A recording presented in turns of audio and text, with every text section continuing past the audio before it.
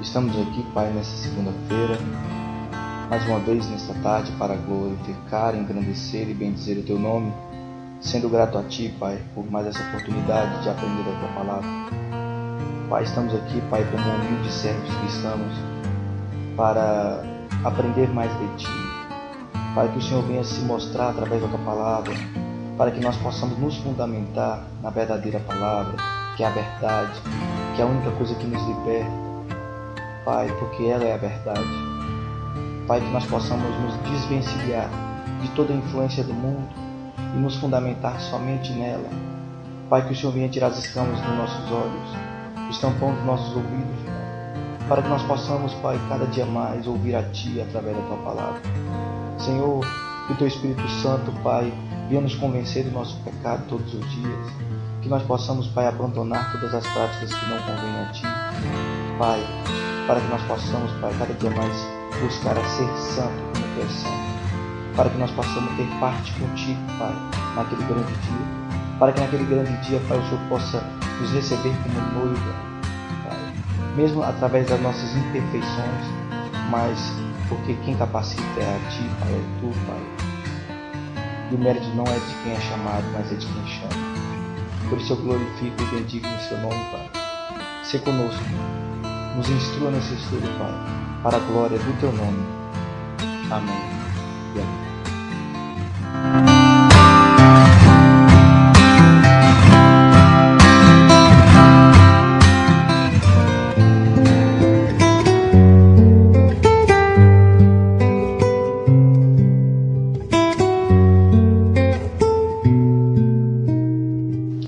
Pois bem, irmão, então vamos iniciar o nosso estudo, né? Mais uma vez essa semana, para a glória de Deus, né? Então, sem nos alongar muito, vamos abrir as nossas Bíblias no Evangelho de Jesus, conforme Mateus, capítulo 8, né? Estamos no capítulo 8 aí, e para a glória de Deus nós já fizemos dois estudos. O primeiro estudo do capítulo 8 foi do 1 ao 4, o estudo passado foi do versículo do 4 ao 13, né? E hoje nós tentaremos finalizar o capítulo 8, né? Porque se Deus assim nos permitir, amém, irmãos? E como eu gosto sempre de falar com os irmãos, né, a versão que eu estou lendo, utilizando aqui, é a versão King James 1611, né? Não que isso venha influenciar no nosso estudo, mas para que os irmãos se situem aí, caso estejam procurando a mesma palavra que eu estava usando aqui, né? Nós temos que lembrar que a tradução bíblica ela é feita por várias pessoas, mas o interessante é que o texto é o mesmo, o contexto é o mesmo, e a palavra de Deus ela é inerrante, né? Então, se algum problema tiver tido aí, é na nossa interpretação no que se diz respeito ao texto e ao contexto da situação, amém? Então vamos abrir as nossas Bíblias, Evangelho de Jesus conforme Mateus, capítulo 8, versículos 14 em diante. Eu não vou citar aqui se nós vamos até qual versículo, né? Porque Deus assim proverá. Se nós conseguirmos terminar, bem, se não, nós falaremos no estudo posterior, visto que nós não estamos com pressa, né, irmãos? O importante é aprender a palavra de maneira correta, amém? Então vamos lá. Na minha Bíblia diz assim: tendo Jesus chegado à casa de Pedro, viu a sogra deste acamada e ardendo em febre. Mas Jesus tomou-a pela mão e a febre a deixou. Ela se levantou e passou a servi-lo. Versículo 16. Chegada a tarde, trouxeram-lhe muitos endemoniados, e ele meramente com a palavra expeliu os espíritos e os curou, de todos os que estavam doentes, para que se cumprisse o que fora dito por intermédio do profeta Isaías: ele mesmo tomou as nossas enfermidades e carregou com as nossas doenças. Vendo Jesus, versículo 18, muita gente ao seu redor, ordenou que passassem para outra margem. Então, aproximando-se dele um escriba, disse-lhe: Mestre, seguir-te-ei para onde quer que fores. Mas Jesus lhe respondeu: as raposas têm os seus covis, e as aves do céu ninhos, mas o Filho do Homem não tem onde reclinar a cabeça. E outro dos discípulos lhe disse: Senhor, permite-me ir primeiro sepultar meu Pai. Replicou Jesus, porém: segue-me e deixa aos mortos sepultar seus próprios mortos. Então, entrando ele no barco, seus discípulos o seguiram. E eis que sobreveio no mar uma grande tempestade, de sorte que o barco era varrido pelas ondas. Entretanto, Jesus dormia. Mas os discípulos vieram acordá-lo, chamando: Senhor, salva-nos, estamos perecendo. Perguntou-lhes então Jesus: por que sois tão tímidos, homens de pequena fé? E levantando-se, repreendeu os ventos e o mar, e fez-se grande bonança. E maravilharam-se os homens, dizendo: quem é este, que até os ventos e o mar lhe obedecem? Amém, irmãos? Vamos ler até aqui o versículo 27. Crendo eu que, se Deus permitir chegarmos até aqui, será de grande valia. Amém, irmãos? Para que nós possamos andar de maneira metódica, como temos feito sempre, né? Sem pressa alguma, e usando o contexto total aqui para o máximo proveito, né, da palavra do Senhor, meditando como assim ela nos pede para que seja feito. Amém? Então nós finalizamos aí o versículo 13, contando a respeito do centurião, um homem gentil, que fazia parte da guarda do exército romano, ele que era um das chefias, ele era chefe de 100 homens de uma centúria, centúria que era 100 homens, e o exército que era uma legião, que era dividida em legiões que tinham 6.000 homens. Então esse homem, com muita fé, ele pede para que Cristo cure o seu servo, o seu escravo da época, que estava acamado, e ele, com tanta fé e tanto discernimento de Deus, porque assim o Deus o deu, fala que Cristo não precisaria ir lá, porque Cristo, como ele tinha servos, e ele falava: olha, você vai, você faz isso, você faz aquilo, e aqueles servos o faziam, e assim Cristo, com uma palavra, o curaria. Lembrando que o contexto da época, ele disse que não era digno que entrasse na casa, porque na Mishra, que é uma tradição judaica, os judeus, eles falavam que o judeu não poderia entrar na casa do gentio por ser impuro, e no contexto da época era assim que era visto.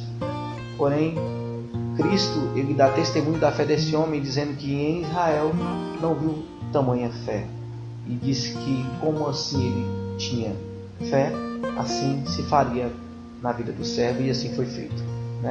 E nós vimos que Cristo, na mesma hora, curou o servo, daquele homem. Vimos também que ele fala a respeito de Israel, dizendo que muitos que se acham que são preparados, que se dizem que são nação eleita, que pensam que tem lugar à mesa, serão surpreendidos, porque a fé, ela não é somente palavras, mas ela é atitude, ela é vivência. E assim Cristo cita aquele grande ditado da época dele, que muitos que pensariam que estariam à mesa com Abraão, Isaac, Jacó, Moisés, não estariam, e viriam muitas pessoas do Oriente e do Ocidente e se sentariam à mesa com esses homens, citando que a salvação é para todos, não somente para o judeu, que nesse contexto se achava somente os dignos de ser salvos. E entramos aí no versículo 14, e Mateus, ele é bem sucinto, irmãos? Ele fala assim: tendo Jesus chegado à casa de Pedro. E nós sabemos que o foco deste evangelho, o evangelho de Jesus conforme Mateus, é apresentar Jesus Cristo como o Messias, o Cristo, o ungido aos judeus, Messias, que do hebraico é ungido, Cristo, que do grego é ungido, aquele que foi separado para a salvação, E Mateus, ele utiliza, não de maneira metódica, como nós vamos ver lá no Evangelho de Lucas, com mais detalhes, por Lucas por ser médico, Lucas por escrever o Evangelho abrangente aos gentios, a todos, mas principalmente aos gentios, que não eram ligados aos contextos judaicos, às práticas judaicas em si. Mas aqui Mateus ele é muito metódico, ele não é muito metódico, quer dizer, ele é muito sucinto nas palavras, porque o judeu assim já tinha um temor, né? Ele já vinha de uma vivência, aparentemente, né? Nem todos, mas uma vivência com a lei do Senhor, né? Porém, se nós analisarmos à luz do texto de Marcos, né? Que vai estar citado também esse versículo 14 e 15 lá no texto de Marcos, né, capítulo 1, versículo 29 ao 31, ou Lucas, capítulo 4, versículo 38 e 39, nós vamos ver que Jesus Cristo, ele chega na casa de Pedro, e Pedro morava em Cafarnaum. Por quê? Porque Marcos vai dizer que Jesus estava em Cafarnaum num sábado e estava num culto na sinagoga antes disso, né?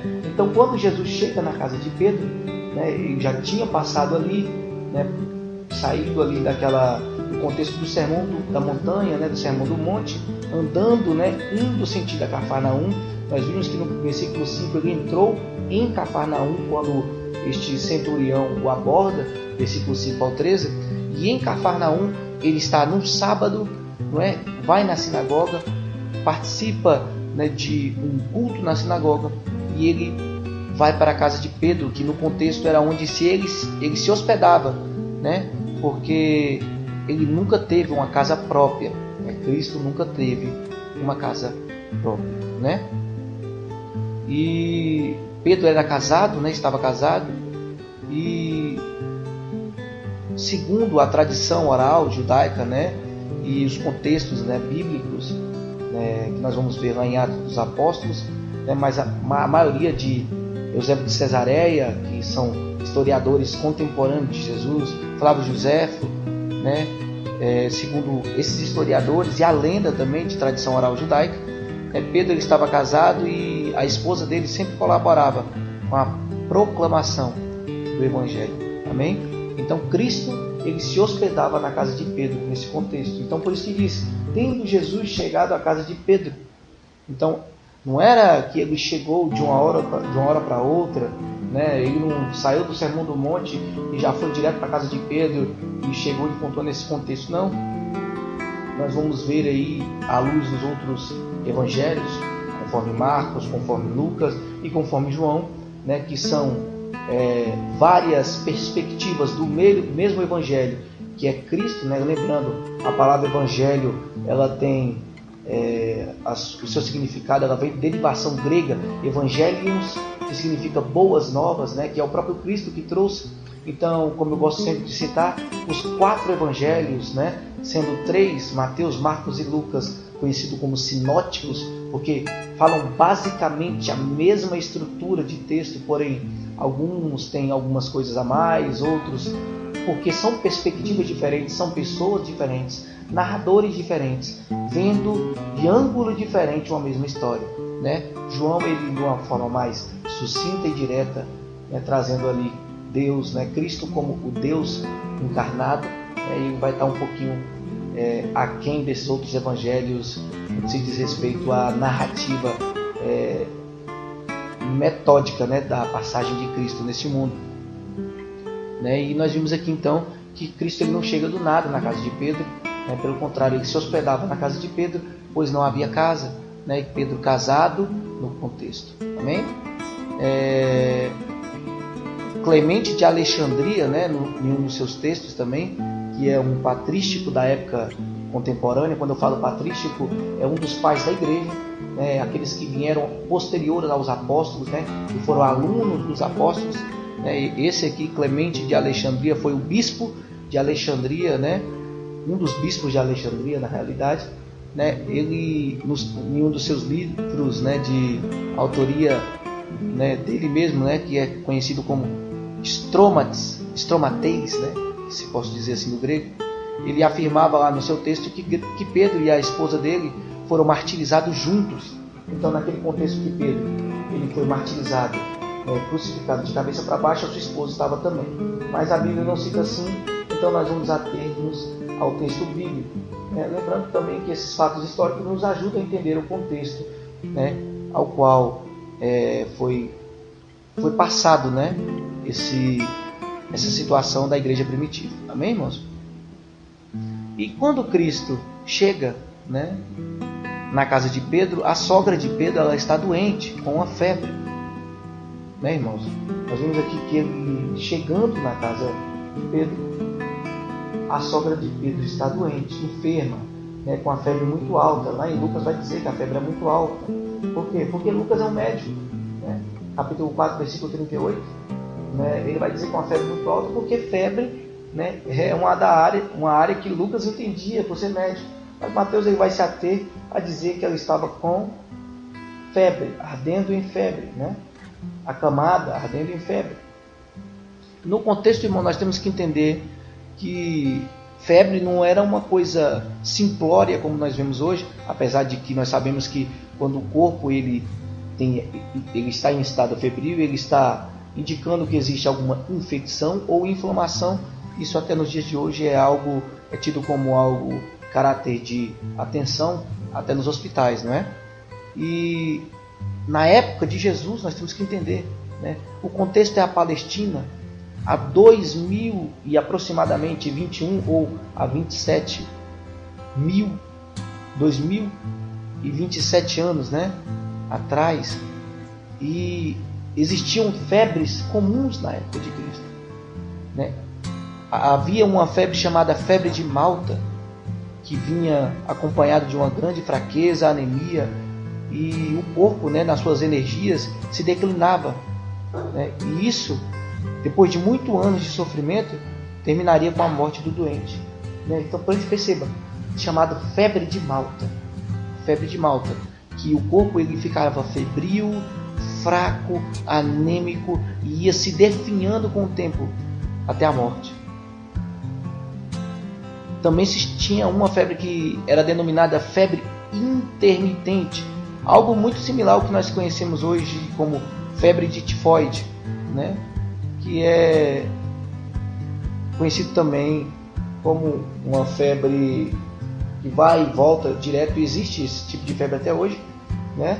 Porém, não era algo muito corriqueiro como essa febre de Malta, e a mais conhecida, que também é conhecida hoje, irmãos, no contexto, né, do Oriente, ali da África, Oriente, né, que é a malária.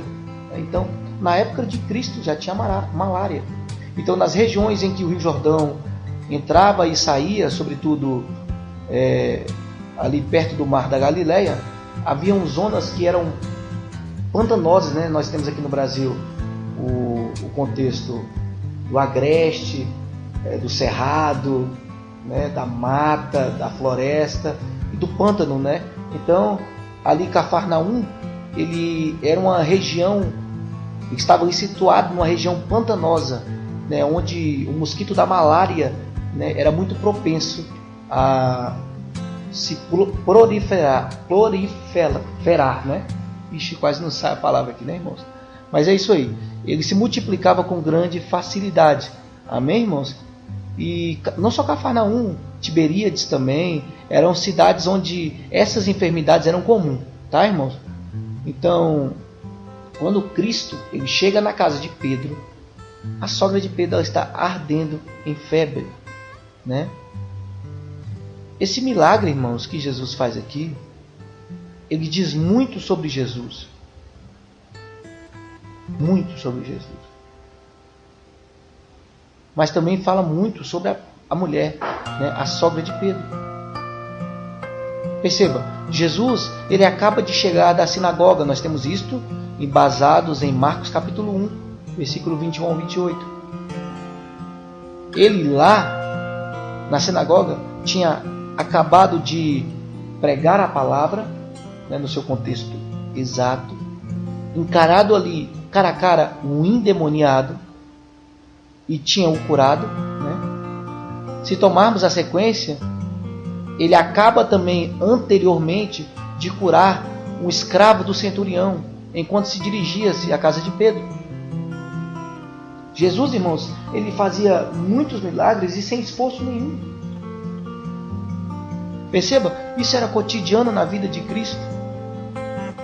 Cada milagre que ele fazia Era uma virtude, saía dele virtude, como nós vamos ver lá no contexto da mulher do fluxo de sangue.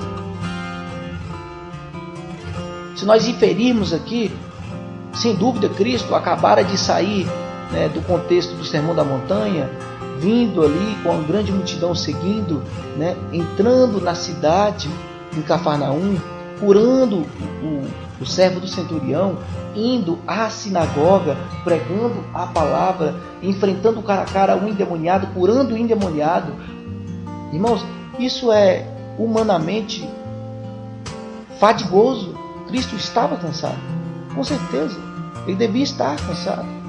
E o propósito de ir à casa de Pedro, com certeza, era descansar, né? Porque ele não tinha casa própria. Nós vamos ver aqui nesse texto mesmo. Porém, quando Cristo chega à casa de Pedro, ele encontra a sogra dele, enferma,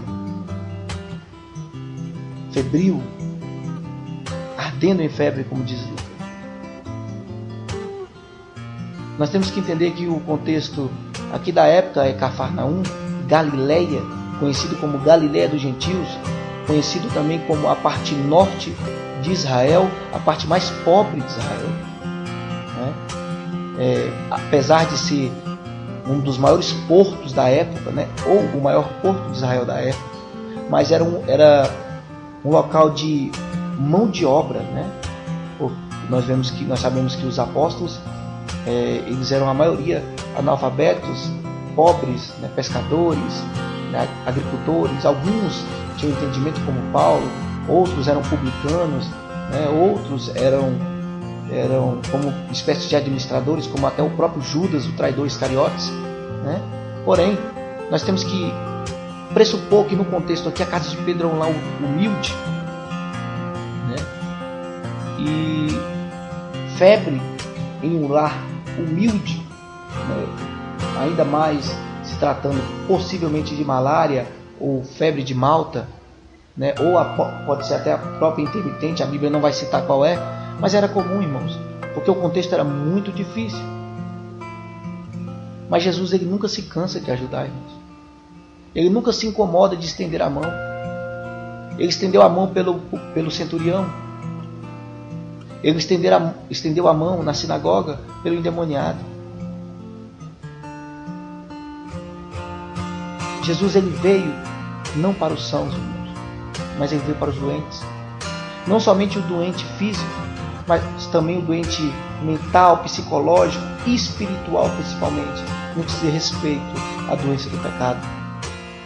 Nenhuma situação, irmãos, era difícil demais ou humilde demais para que Deus, para que Jesus, que é o próprio Deus encarnado, se compadecesse dela. Da mais terrível situação, que vai ser uma morte, que nós vamos ver no contexto de Lázaro, até a mais simples que nós podemos encarar hoje como uma febre, de um contexto de lepra, nós vimos que ele toca na lepra e purifica no capítulo 7. No capítulo 8, versículo 1 ao 4. De uma palavra que ele dá sem precisar ir ao local. E agora no contexto da sogra de Pedro, não existe nada grande demais ou pequeno demais que o nosso Deus não se dispõe a fazer, que o próprio Cristo, pelo seu nome, não se dispõe a ajudar. Ele não precisou, irmãos, de ter um público para fazer isso. E aqui, irmãos, eu quero dar uma ênfase nisso. No nosso contexto atual, irmãos, as pessoas gostam de público. As pessoas gostam de ditar. Eu já disse isso aqui. Ditar regras ao próprio Espírito Santo. Olha, hoje nós temos um culto de cura. E aquelas pessoas vão lá para ter cura. E se o Espírito Santo não curar, ai dele, porque aquele é um culto de cura, não de libertação, não da palavra. Mas Cristo mostra, irmãos, que a vida do cristão, ela é ter frutos do Espírito e não dons. Dons é dado àquele a quem Deus quer e na hora que Ele quer. Basta você gerar frutos do Espírito, que é viver uma vida embasada na palavra dEle, viver cotidianamente com intimidade com Ele, gerando frutos do Espírito, longanimidade, amor, domínio próprio, ciência, paciência, amor ao próximo. E com isso, Cristo age através da tua vida da maneira que Ele quiser. Quer seja na libertação, quer seja na cura, quer seja na visão, quer seja no dom da palavra, quer seja no dom de servir. Isto tudo é para a glória do nome de Deus e não para a visibilidade do homem. Cristo ele nos mostra aqui que Ele na sinagoga, com um público pequeno, Ele cura. Que Ele vindo de um contexto da multidão, do sermão da montanha, Ele cura aquele leproso. Que Ele entrando em Cafarnaum cura o servo do centurião. E Ele entrando na casa de Pedro, no contexto somente deles ali, Ele também cura a sogra de Pedro. Ele não precisa de um público. Ele faz isso tanto em meio a um público quanto não. Ele não precisa de plateia. Ele está aquém disso. Cristo ele trabalha aqui, no que eu falo aqui no seu sentido de servo, como ele veio, para trazer a paz, mas também para trazer a espada, para curar, para trazer a salvação. Ele trabalha em prol do crescimento do reino de Deus. E nós temos que entender, irmãos, que a vida do cristão é essa. É pautada em viver uma vida em santificação para a glória do reino de Deus, para o crescimento do reino de Deus, não para o seu próprio mérito. Como eu disse na oração, o mérito não é daquele quem pratica, mas é daquele quem chama, como Paulo vai dizer. Romanos capítulo 9. É para a glória daquele quem chama, não é para aquele que é chamado. Não existe situação humilde que Deus não cure. Não existe situação grandiosa que Deus também não trabalhe. Ele não precisa de multidão. Ele precisa que aquele que é necessário ver, veja a intenção do coração. E dando o exemplo a nós que somos cristãos. Ele é o médico dos médicos. Ele faz o que ele quer e na hora que ele quer. Pedro, no contexto, é um pescador. Pedro ele era sócio do seu irmão André, né? E os filhos de Zebedeu. Nós vamos ver isso lá no início, no final, do capítulo 4. Eu falo sócio no que diz respeito a pescadores. Pedro, né, de acordo com a tradição, né, e com os relatos, nasceu em Betsaida, mas morava em Cafarnaum. Morava com seu irmão André, a sogra. Mas era um homem pobre. Não tinha nada a oferecer. Nada, irmãos. E aqui é outro ponto que nós temos que entrar. Muitas pessoas hoje buscam levar a palavra ou realizar feitos, entre aspas, somente aqueles que têm algo a oferecer. Olha, você faz isso que Deus fará isso por você. Como uma espécie de barganha. Como uma espécie de troca. E Cristo dá de graça, gratuitamente. Ele quer que você faça também. Em Atos dos Apóstolos nós vamos ver que Pedro vai chegar na porta do templo e o homem vai estar lá sentado e pedindo esmola e falando: eu não tenho prata nem ouro, mas o que eu tenho eu te dou. Levanta em nome de Jesus. E aquele homem levanta. Irmãos, quantos de nós já outrora vivemos pensando que Cristo ele só fazia algo por barganha? Olha, Senhor, eu prometo que se o Senhor fizer isso na minha vida, eu farei isso e aquilo. Cristo não é assim, irmãos. Cristo é santificação diária. Cristo é uma vida pautada na palavra dele. Imeritoriamente, você não tem mérito nenhum. É Ele quem te dá a fé. É Ele que estabelece as boas obras a qual você andará. É Ele que te mantém nessas boas obras, porque você por si só ia direto para o inferno. Porque o homem é tendencioso ao pecado e ao mal. E ele não faz nada por valor algum, independente de público ou por barganha. Mas também esse milagre vai dizer sobre a pessoa que foi curada, que é a mulher. Nós vamos ver aqui que, tendo Jesus chegado à casa de Pedro, viu a sogra deste acamada, e ele tomou-a pela mão e a febre a deixou. Ele curou novamente. Porém, ela levanta e passa a servir. Jesus, com aquele toque amoroso,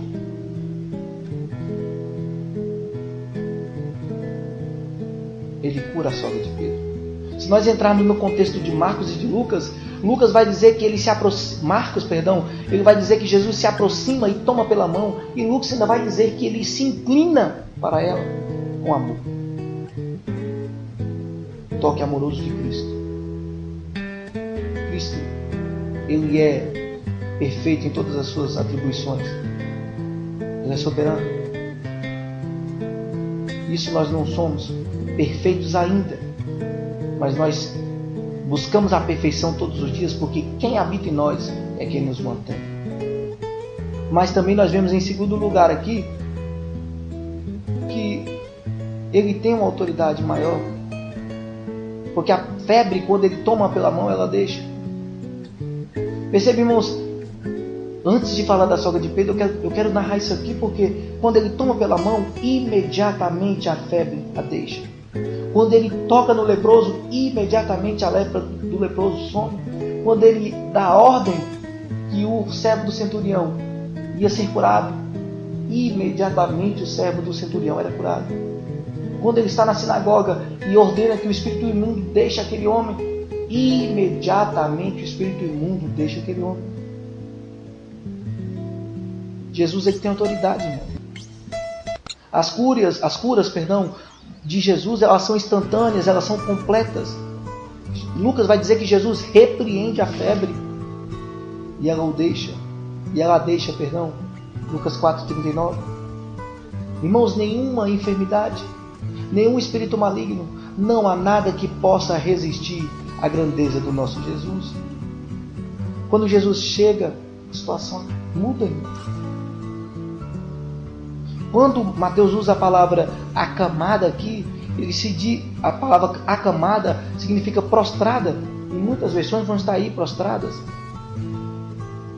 Essa palavra aqui, acamada, juntamente com a palavra grega empregada para a febre, né, que era o contexto do fogo, né? Quando a pessoa falava que ela estava com febre, ela estava com fogo. A palavra do fogo em grego, ardendo em fogo. A temperatura, né, muito quente. Mas mesmo isso não impede Cristo de purificar o leproso, de curar o servo ou de repreender essa febre. Então nós vemos que foi uma cura imediata, foi uma cura completa e foi uma cura permanente. Por que eu digo isso? Porque o versículo 15, parte B, eu falo a finalzinho dela, vai dizer que ela se levanta e passa a servi-lo. Então, além de ser uma cura imediata e completa, ela é permanente, irmão. E isso nos mostra o caráter também da mulher. Isso nos mostra algo a respeito da pessoa a quem Jesus curou. Porque logo que ela foi curada, meu irmão e minha irmã, ela se pôs a atender, ela se pôs a servir, tanto a Cristo quanto aqueles que estavam com Ele.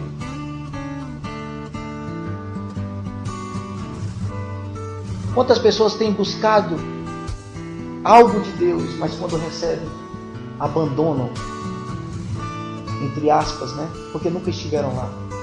Porque aquela pessoa que vê a Cristo e experimenta intimidade com Cristo, como diz João na sua carta, como diz Hebreus 4:6 ou 6:4, se eu estiver enganado, irmãos, é impossível que ele retroceda. Mas muitas pessoas só vão por barganha. Mas esta não. Evidentemente, irmãos, ela viu que ela foi salva para servir. Jesus curou ela. E agora o único desejo dela é ser útil para os outros, servir a Cristo e aqueles que estavam com Ele.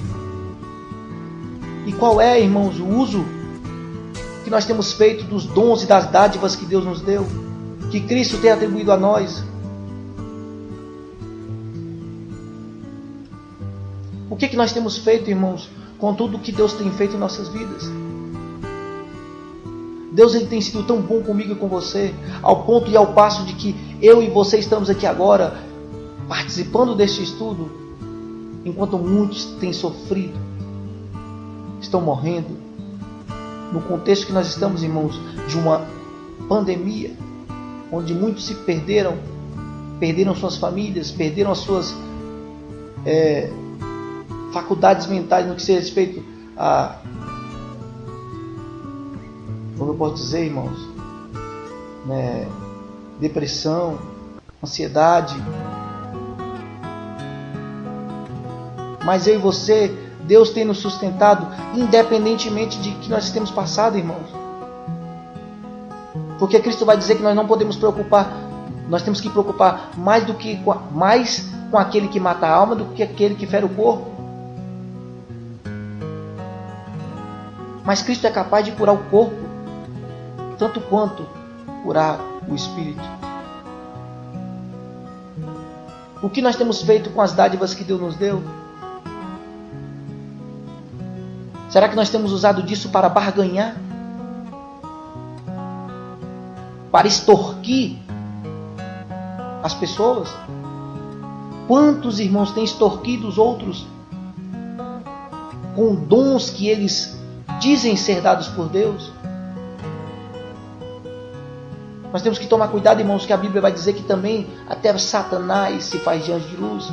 Até ele pode fazer milagres e prodígios para enganar, se possível, se fosse possível, mas não irá, até os eleitos.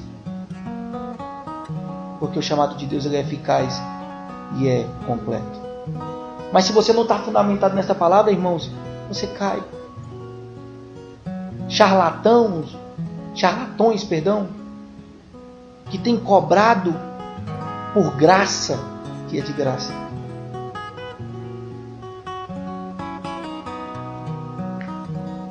E muitos têm recebido a dádiva de ser curado verdadeiramente, mas têm usado de maneira errônea. A misericórdia de Deus ela é tamanha que Ele tem suportado, irmãos, muitos que dizem falar no nome dEle, que dizem ser usados no nome dEle e que dizem ter sido curados no nome dEle, mas fazendo totalmente ao contrário do que a sogra de Pedro fez aqui, que é usar o dom da saúde, que é um dom, para servir os outros. E eu digo isso, irmãos, eu digo que é um dom porque nem todos têm a saúde em perfeito estado. Mas aqueles que têm o Espírito Santo não usam isso como desculpa. Pelo contrário, usa isso como gratidão. Porque mesmo não tendo a saúde perfeita, mas eles têm um Deus ao qual promete um corpo glorificado, não aqui, mas naquele grande dia. E isso é suficiente. No versículo 16 e 17, depois dessa cura, da sogra de Pedro, vai falar que ele continua com outras muitas curas. Perceba, e chegada a tarde, trouxeram-lhe muitos endemoniados, e ele meramente com a palavra expulsou os espíritos e curou todos os que estavam doentes, para que se cumprisse o que fora dito por intermédio do profeta Isaías. Ele mesmo tomou as nossas enfermidades e carregou com ele as nossas dores. Então, irmãos, perceba, Jesus, ele sai do Sermão do Monte, vem andando, entra em Cafarnaum, se depara com um leproso, se depara com um centurião, com um servo doente, se depara com a sogra de Pedro, e se depara, irmãos, com várias outras situações,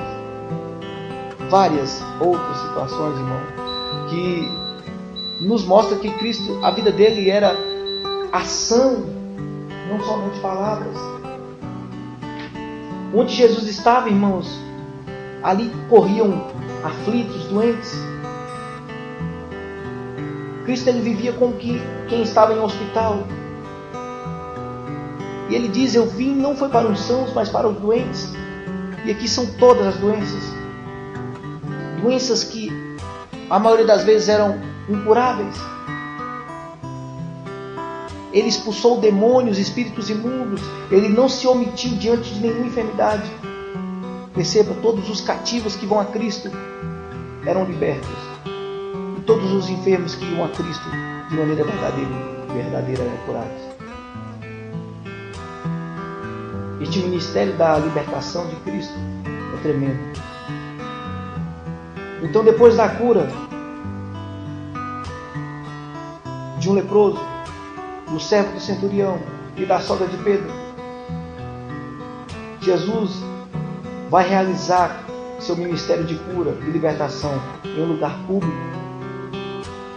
Mesmo estando já à tarde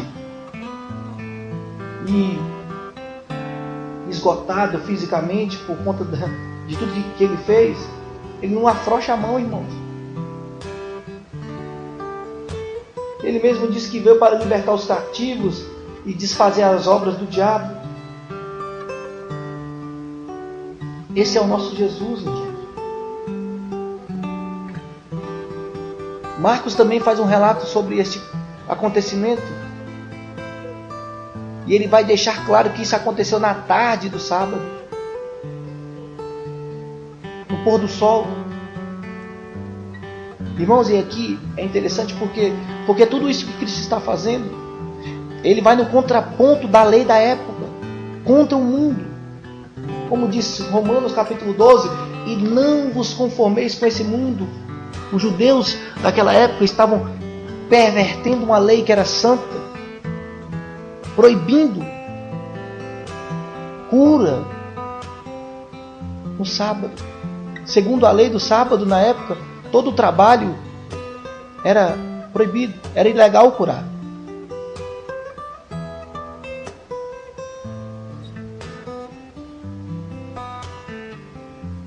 Percebe, irmão?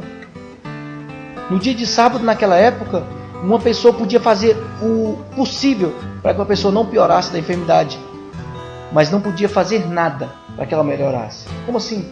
Ele não podia agir como trabalho, como médico.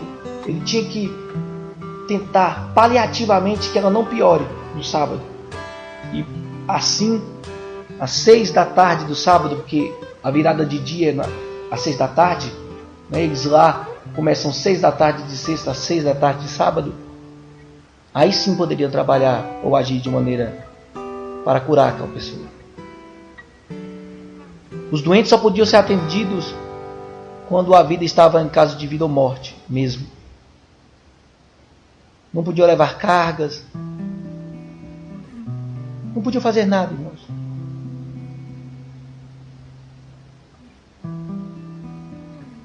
Mas Jesus aqui, Ele não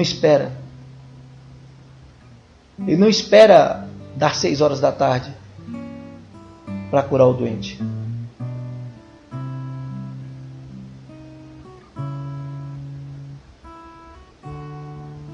Muitas pessoas citam aqui que o contexto é de que Jesus, de maneira mais prudente, e as pessoas também, né, só vão a Jesus no finalzinho da tarde por conta disso, né?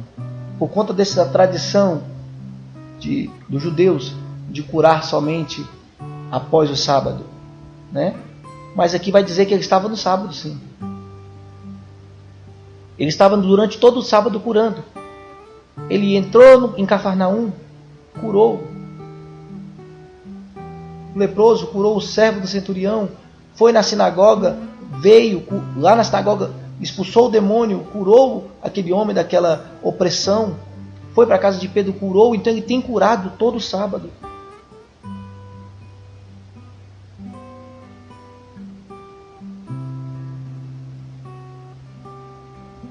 Jesus está nos ensinando aqui, irmãos,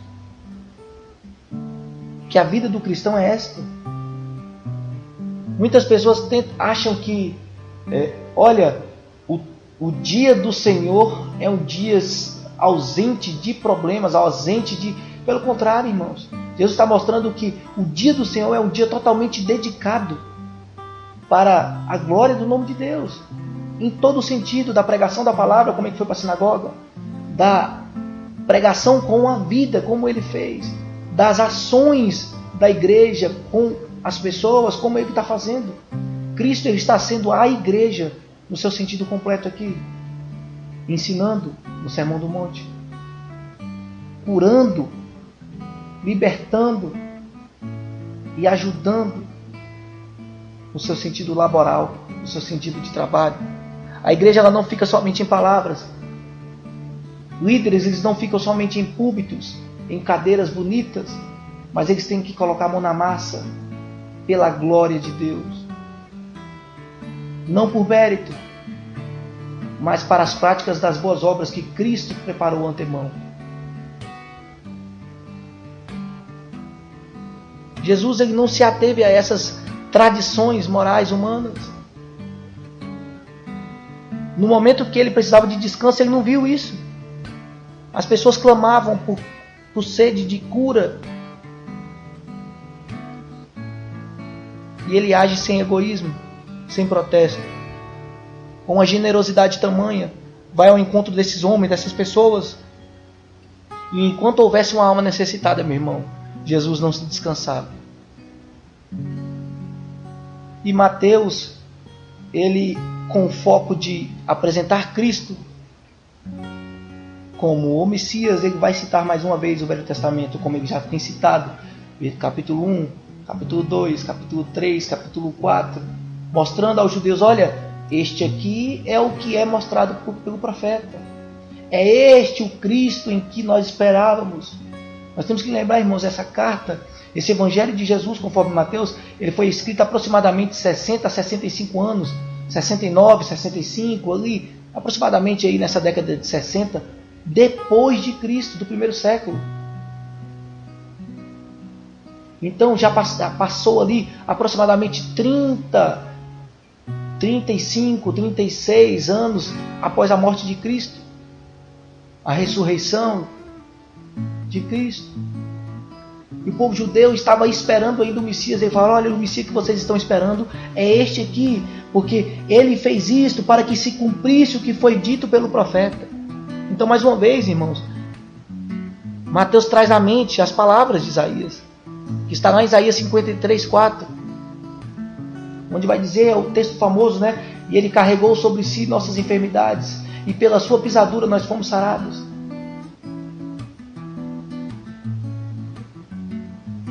Irmãos, o reino de Deus não é passível de descanso.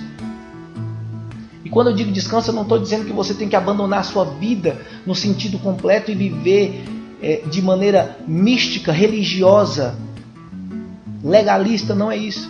Mas eu estou dizendo, meu irmão, que a vida do cristão ela não pode mudar no sentido de ser cristão.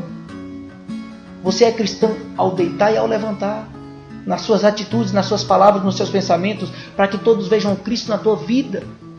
Como eu gosto sempre de falar na oração, que as nossas vidas venham ser palco da sua glória e que nosso corpo venha ser reflexo da tua imagem em Cristo.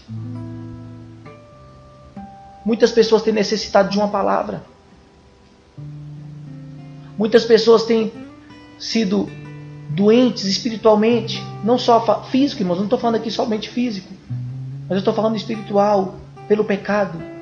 E muitos cristãos eles têm negligenciado no que se diz respeito à responsabilidade humana de viver uma vida praticada pela fé. É responsabilidade, irmãos, porque a Bíblia diz que a quem mais é dado, mais é cobrado. Nós temos deixado isso de lado, irmãos. E quando eu digo nós, eu digo todos nós, no sentido de igreja, de corpo de Cristo. Não é generalizando, irmãos. Mas o trabalho da igreja ele não é só conversa. Ele é mão na massa também. De modo nenhum, irmãos, podem vir pessoas clamando com sede da palavra e nós podemos deixá-la aí de maneira errada, ou ensinando algo que não é verdade, ou usando meias verdades que não é verdade, ou omitindo a verdade que não é verdade, ou indo contra a verdade que não é verdade. A verdade ela é uma só e é Cristo, e Cristo crucificado. E é este Cristo aqui que nós estamos falando.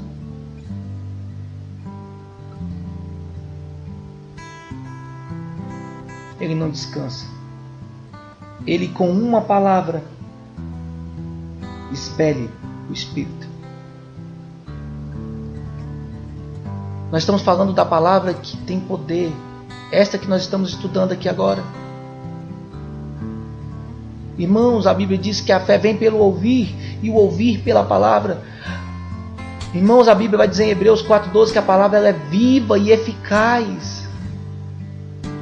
Por que nós temos deixado, irmãos, de praticar o que aqui tem dito neste manual? Nesta constituição? Nessa premissa do cristão? É nítido que Cristo, com a sua palavra, Ele fazia tudo. E nós, através da palavra, pela fé e pelo nome de Cristo, podemos fazer coisas também. Porque Ele disse que, em prospectiva, em questão de ser muito mais extensa as obras da igreja, seria do que a dele, porque Ele viveu somente 3 anos e meio aqui conosco, no contexto do mundo. E a igreja ela vai ser até a vinda dele novamente. Mas, irmãos, nós temos que perseverar na doutrina, ter comunhão, como diz Atos 2:42, oração, partir do pão, temor, para que Cristo haja. Não que Ele haja pelo nosso mérito, mas que nós precisamos ter intimidade com Ele. Perceba, porque isso é nítido nos versículos 18 ao 22. Ele viu que tinha muita gente ao redor dele e ordenou que os discípulos passassem para outra margem. E um escriba chega a ele e diz: Mestre, eu vou te seguir para onde que você quer que fores. E Jesus vai dar uma resposta claríssima do contexto dele. Ele responde: as raposas têm seus covis e as aves do céu seu ninho, mas o Filho do Homem não tem onde reclinar a sua cabeça.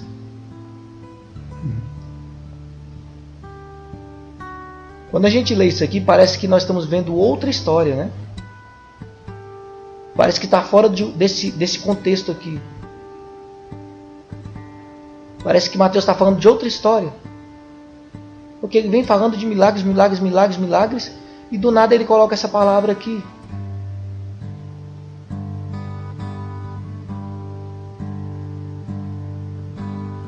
Mas Mateus ele é didático, irmãos. William Barclay, um teólogo, vai dizer que ele insere este texto aqui, porque como ele cita lá em 53:4 Isaías, servo sofredor, de carregar sobre si as nossas iniquidades, e pelas suas pisaduras nós sermos sarados. Ele também vai dizer que não tem um lugar para repousar sua cabeça.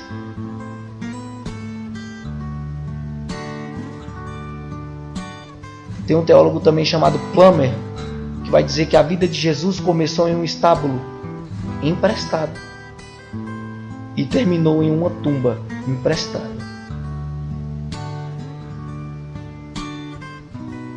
Jesus, ele, no contexto do mundo, ele foi um servo de Deus, sofredor.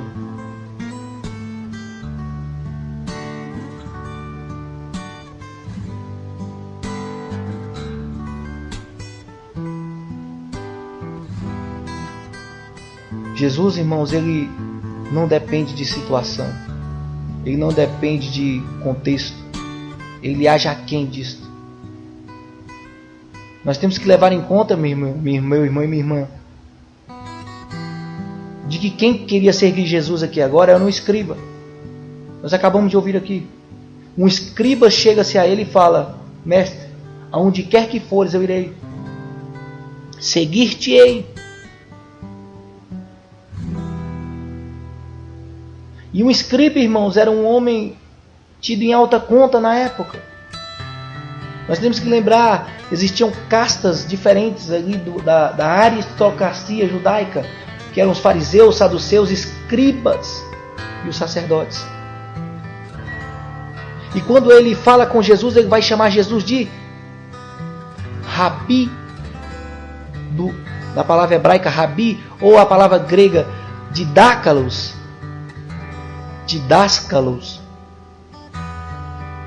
que é mestre. Olha aí, versículo 18. Mestre, seguir-te-ei. Então, quando o escriba chama Cristo de mestre, ele está reconhecendo a autoridade de Cristo aqui. Por quê? Porque Cristo vivia aquilo que pregava. É um milagre, irmãos, a gente vê um escriba aqui dando um título de mestre a Jesus. Como foi um milagre, nós vemos um centurião ter aquela fé em Cristo. E mais uma vez eu quero mostrar aos irmãos, esse escriba não diz da própria carne, da própria boca, como aquele centurião não diz da própria boca e da própria carne, como o próprio Pedro no capítulo 16 nós vamos ver que não vai dizer da própria boca, mas porque Deus assim diz para dizer.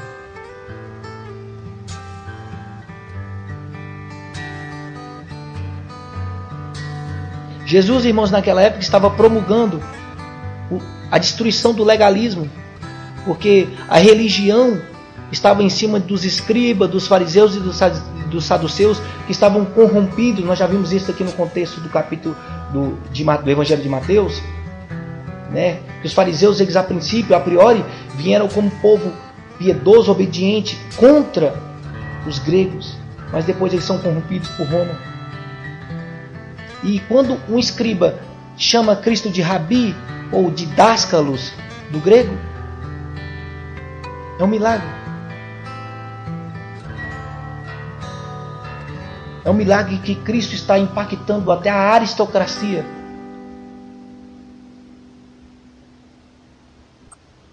Jesus, onde ele chega, irmãos, ele traz diferença. Ele é luz. Ele causa impacto. A pregação da verdade, ela causa impacto. E não por quem prega, irmãos, mas por aquele a quem foi quem instruiu a palavra. Aquele a quem é a própria palavra. Porque é ela em si que tem poder. É ela em si que faz. É ela em si que age. É ela em si que é viva. Nós temos que ter isto, irmãos, em mente. Cristo aqui, ele é a própria palavra, como diz o evangelista João, no seu capítulo 1, e no início ele era o verbo, e o verbo estava com Deus, e o verbo era Deus. Era Deus.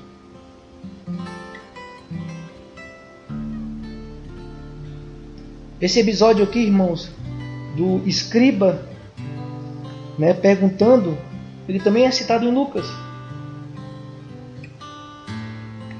E o engraçado é que neste capítulo 8 aqui, versículo 18, nós vamos entender que quando o escriba chega a Jesus,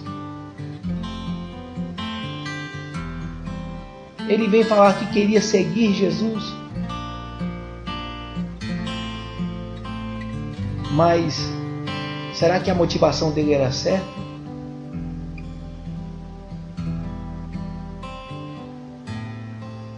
Ele vem entusiasmado, irmãos, dizendo: mestre, seguir-te-ei aonde quer que tu vá. Mas, irmãos, os escribas da época, eles só faziam algo quando estavam incentivados financeiramente para fazer.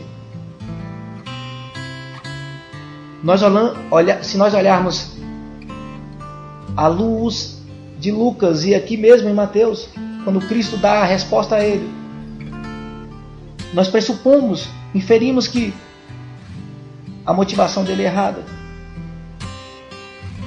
Porque a resposta de Cristo é: as raposas têm seus covis e as aves do céu seus ninhos, mas o Filho do Homem não tem um lugar para reclinar sua cabeça. Aqui nos joga, irmãos, aqui na nossa mão, para nos inferirmos que aquele homem, aquele escriba, ele está entusiasmado, na vantagem que pode receber seguindo Jesus.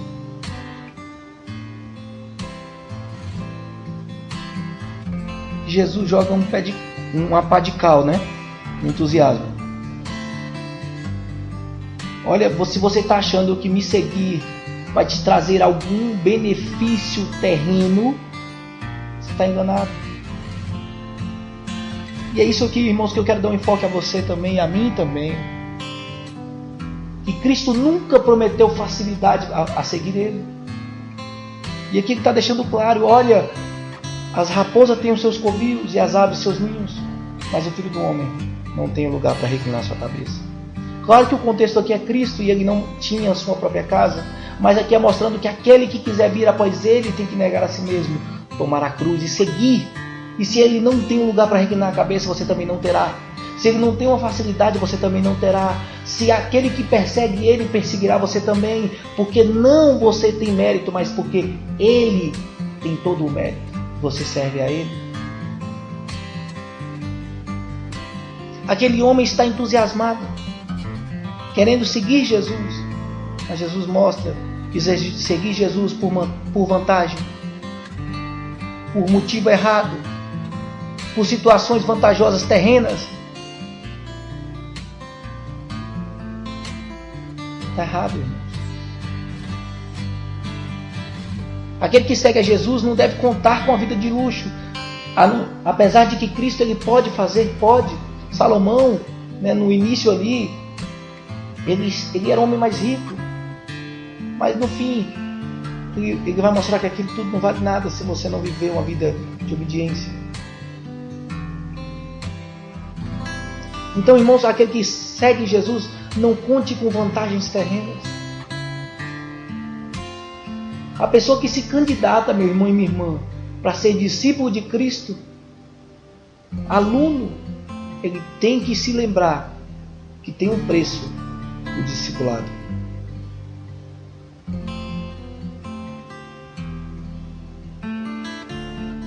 Tem que entender, irmãos, que só serão reconhecidos, como ele vai dizer, como ele já disse no capítulo 7, e eu aqui já disse aos irmãos, que no fim ele vai dizer que não conhece alguns e dizer que aquela obra daquelas pessoas são iniquidade. Por quê? Porque elas vão com o intuito errado, por vantagens, por barganhas. Mas aquele que serve a Cristo, ele serve de maneira verdadeira. Ele não está preocupado com isso. A expressão filho do homem aqui, irmãos, ela surge pela primeira vez em Mateus. E o engraçado, irmãos, que Mateus ele vai dizer isto várias vezes. 33 vezes somente em Mateus. Se juntarmos tudo isso aqui, todos os evangelhos, Cristo vai dizer isso 80 vezes, filho do homem. E para que os irmãos tenham, né, isso na cabeça, porque pode ser uma dúvida, por que é chamado filho do homem? Jesus usa isso aqui, irmãos, como uma expressão de título messiânico. O título messiânico que os judeus tinham como entendido na época, porque o único e verdadeiro digno, o único e verdadeiro reto, puro era Deus. E ele está se intitulando como filho do homem, o homem, o próprio Deus. É um título messiânico. Nos versículos 21 e 22, nós vamos ver que outro dos discípulos, aqui não é apóstolos, irmãos. Temos que lembrar a diferença, hein?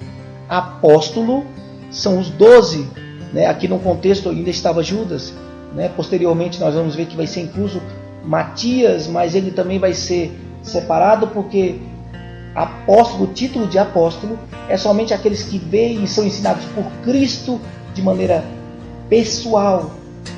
Aí você pode me perguntar, então por que Paulo é apóstolo de Cristo, sendo que ele não viu Cristo em vida? Mas ele viu Cristo, irmãos, ressurreto e corpóreo. E este é um título somente para pessoas que viram Cristo face a face, foram ensinados por Cristo face a face. Então discípulo é todo aquele que é aluno, servo, que vai aprender, não de maneira pessoal, mas até nós aqui somos discípulos hoje, porque aprendemos pela palavra e pela fé. E outros dos discípulos, ou então outros dos que o seguiam, né, estavam com ele diariamente, disse: Senhor, permite-me ir primeiro sepultar meu pai. E aqui nós vamos ver, irmãos, que o primeiro ele estava com a motivação errada. E o segundo, ele está com a prioridade errada.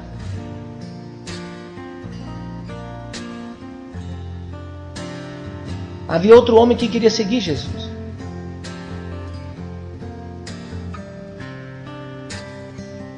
No primeiro, o outro queria seguir Jesus. Mas esse, já chamado de discípulo, porque com certeza já vinha ouvindo Cristo, pediu um tempo para que enterrasse seu pai. E a resposta de Jesus é clara e sucinta. Segue-me e deixa os mortos sepultar os seus próprios mortos. Quando nós vemos essas palavras, irmãos, se nós agirmos pela emoção, pelo emocionalismo, pelo sentimentalismo que as igrejas têm pregado, e eu digo todas, eu digo no contexto geral, não estou apontando o dedo não, estou falando todas. Quantos templos, quantas igrejas têm partido para a área sentimental das pessoas, para a área da psicanálise, usando de sentimentalismo para falar da palavra do Senhor. E se nós encararmos essas palavras de Cristo com sentimentalismo, são duras, não são? O homem aqui, se nós olharmos para o nosso lado humano, ele só queria enterrar o pai dele. Nossa, mas como Jesus é duro, por que Cristo não permite aquele homem enterrar o seu próprio pai? Pai, no contexto de Jesus, é muito mais, é muito além do que nós temos no contexto de hoje, irmãos. Hoje tem filho que nem respeita o próprio pai, mas na época do contexto de Cristo, o pai, ele era o sacerdote da casa até morrer, independente se o filho estava casado ou não estava casado, se era pai de 10, 11 filhos. Nós vamos ver no contexto de Jacó, de Israel, que José e seus filhos, os seus irmãos, obedeciam Jacó.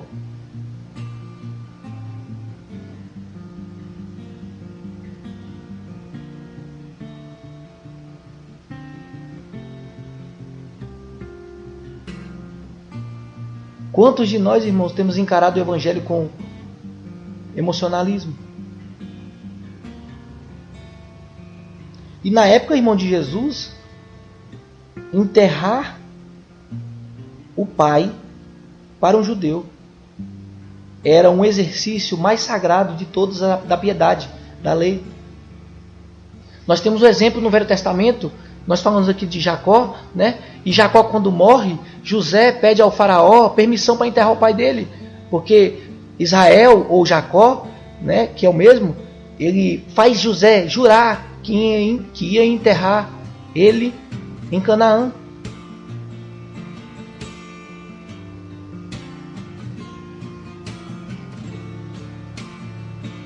Então perceba, irmãos, parece muito duro o que Jesus está dizendo aqui.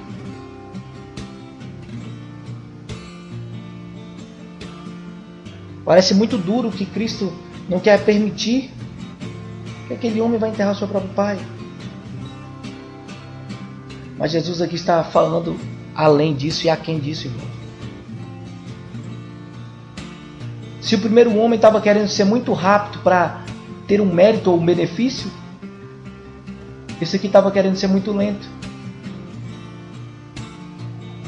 Está colocando empecilhos à frente de seguir ao próprio Cristo. Ele está dando uma prioridade errada à sua vida. E também é uma das causas que mais tem envergonhado o nome do corpo de Cristo, da igreja de Cristo. Não de Cristo, porque não tem como envergonhar o nome de Deus. Mas o Evangelho ele tem sido chacoteado pelas pessoas por conta disso, porque uns buscam visar o Evangelho pelo mérito e também pelo que vai ter de vantagem, e outros tentam visar o Evangelho, não, eles tentam colocar algo à frente do Evangelho e não seguir o Evangelho, dar outra prioridade, dar outra ênfase na tua vida, na vida de cada um, ao invés de dar ênfase em Jesus.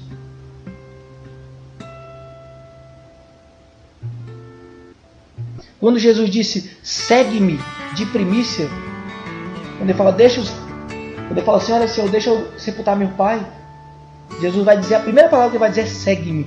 Jesus está dizendo, olha, a prioridade é me seguir. Não tem causa mais urgente na vida de uma pessoa do que seguir a Cristo. Buscar em primeiro lugar o reino de Deus. Este homem tenta colocar à frente de seguir a Cristo, à frente do seu discipulado, enterrar o próprio pai. Ah, pastor, mas é muito duro isso, porque isso não pode ser uma prioridade.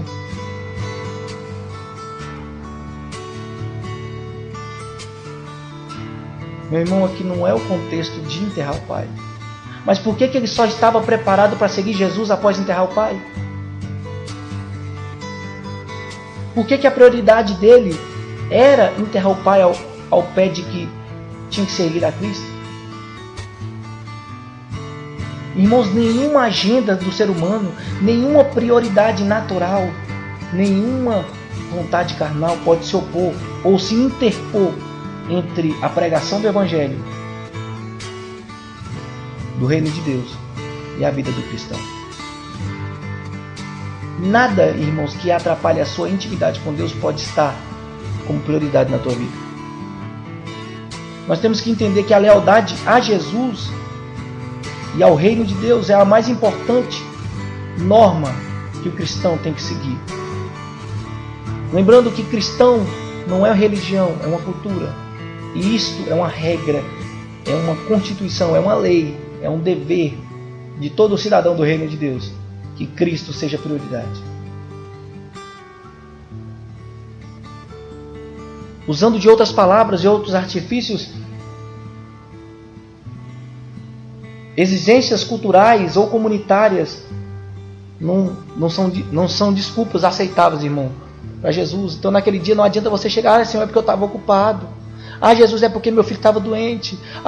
Jesus, é porque eu estava doente. É porque eu estava cuidando da minha mãe ou do meu pai, ou de algum parente que tem algum... Não adianta, irmãos. Se você tentar colocar algo à frente de Cristo, é mentira. Porque se você coloca Cristo à frente de tudo, Ele te dará o escape de como vai trabalhar. E se não te der o escape, te dará força para sustentar e passar por aquilo.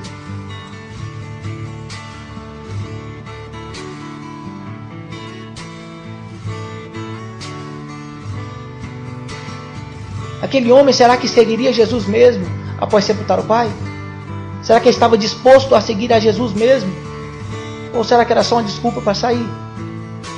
Jesus, ele conhece o coração do ser humano, irmãos. Se aquele homem quisesse seguir Jesus, por que ele não decidiu seguir Jesus ali mesmo? Por que ele está colocando pormenor na frente? Muitas das vezes, irmão, nós estamos passando por um momento de entusiasmo, que a gente se sente impulsionado a fazer causas nobres. Mas outras das vezes também nós nos deixamos acanhar. Como se tudo dependesse só de nós mesmos. Mas nós temos que entender, irmãos, como eu já disse aqui, vou dizer de novo, que o mérito não é do envelope, mas é da mensagem. Eu e você somos envelope, e independente de como estivermos, o importante é que a mensagem chegue. Porque é ela que transforma. E ela é que salva. Dito isso, irmãos, o que tem sido prioridade nas nossas vidas? Como temos usado o que Deus faz na nossa vida, como a sogra de Pedro usou? Será que nós temos usado a cura, o que Deus tem feito na nossa vida para servir a Cristo? Ou temos esquecido? Será que temos agido de maneira como Cristo agiu? Sem esboçar sentimentalismo ou cansaço no que se diz respeito à pregação do Evangelho? Será que nós temos sido discípulos mesmo e que as pessoas têm visto Cristo através da nossa vida e como a glória dele na nossa vida em si? Nós possamos entender que a busca por Cristo não é meritória, não é por barganha, nada disso acontece por isso, irmãos, mas é graça, favor e merecido, e Ele dá a quem quer. E cabe a nós sermos gratos. Cabe a nós sermos obedientes. Cabe a nós agradecermos todos os dias pelo privilégio de fazer parte deste corpo e desta noiva.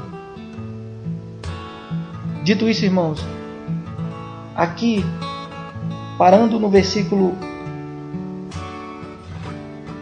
22, eu encerro por hoje. Creio que na semana que vem nós conseguiremos finalizar o capítulo 8. E eu chamo a você, meu irmão e minha irmã, que nós venhamos dar prioridade à palavra do Senhor. Que nós venhamos dar prioridade a Cristo. Que as ações de Cristo em nossa vida venham refletir nas nossas atitudes perante as pessoas.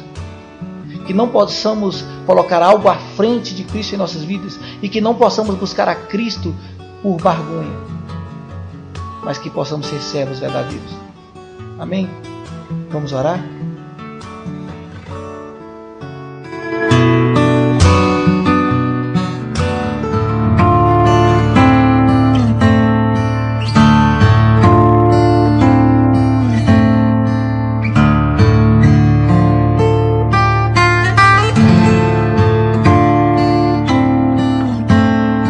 Senhor, meu Deus e meu Pai, Pai, só podemos te agradecer, Pai, por essa palavra maravilhosa.